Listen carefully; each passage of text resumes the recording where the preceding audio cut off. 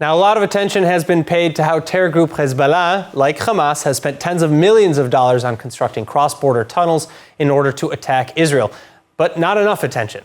That's why Israel is inviting a number of popular social media influencers, including Israeli stars, to see the tunnels firsthand and spread the word. Take a look. I am in the Hezbollah tunnels right now, and as you can see, they spent all this money on terror and trying to kill us. They spent millions and millions and millions of dollars on just trying to kill Israelis, innocent Israelis as well. And when they could be really spending on their citizens, on healthcare and welfare and education, but instead they just spend it on terror and trying to kill us. But they'll never get us. Joining me now with more is influencer and South African Israeli TikTok star with 3.5 million followers, Daniel Braun.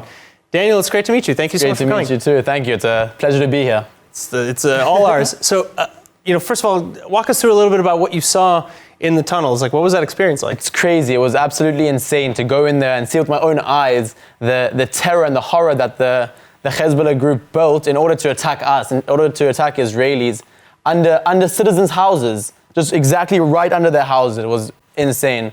And when I went under, I asked the IDF soldier, I asked him, did you guys add the metal on the sides and all the wiring? And the electricals and all the electricals and the lights and everything. He said, no. He said it was all Hezbollah and everything that you see, they built.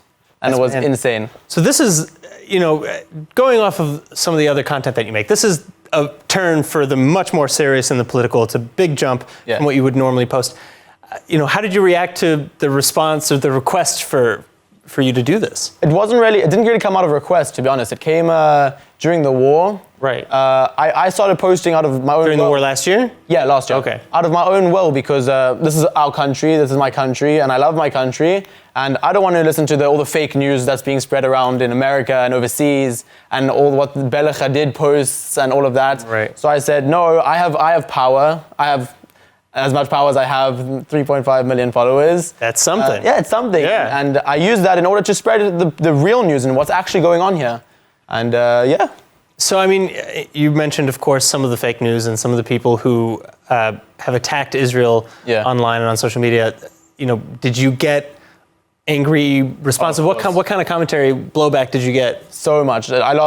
Probably during the war, I lost 200,000 followers. Really? Probably even more. Was that before or after you posted stuff about it? Oh, after I posted. Of course, after. I get comments all the time, death threats. I get death threats about my family, about me. I get all different types of things, but at the end of the day, it's all open threats. They're not actually going to do anything. And I personally don't really care. But I still carry on posting. Do you have like examples of what's like the worst or most credible if there ever was a credible threat? There wasn't really a credible threat, but I'm going to come to your house and kill you and your family, and all these terrible, terrible things that people say. But at the end of the day, they're all open threats. They're not going to do anything. I personally believe. All right. Now I know that you're currently active duty in the IDF, and so I know that there's a limit to what I can ask you, but how aware is the IDF to your situation and to this environment that you're in now? I don't really include the army into what I do. I keep it more like I'm a citizen type of thing, and then I show my point of view of Israel and what's going on here on the land. Because when they get information from all these people overseas, they don't really see exactly what's happening here. And I'm on the ground, I'm on the land, and they can see from a first-person point of view what's actually going on. And that's what I like to show. Now, you also mentioned that you kind of took a little bit more of a political tone during the conflict, and then of course now with this tour of the tunnels. Do you see yourself increasingly leveraging your followers and your following and your position to make that sort of content? Or I'm working with the Ministry of Foreign Affairs. Oh wow! And they're helping me a lot with content. They took us on this trip. They organized it and everything. And I'm looking to carry on, of course, because this won't stop. This won't just end. Right. And they'll keep posting their fake news. And there always has to be someone that backs up Israel. And I like to be that person. Did you have? How many? Along with all the other influencers that I was just going to ask, how many other people were down in the tunnel? We must have been about 12 people, 12 influencers. Wow. Altogether, we had about 40 million followers. Wow. Which is a ton. And sure. Everyone posting their message and showing the world what's actually going on here in Israel. It's amazing. It's an amazing thing we've put together and been able to become. Right, so again, what was maybe the craziest thing that you saw or that you learned about these tunnels, aside tunnels? from their heavy infrastructure? I think they went down about 50 to 100 meters down underground, which is deep. Because it's rocky up in the north. I think they only took us like an eighth down.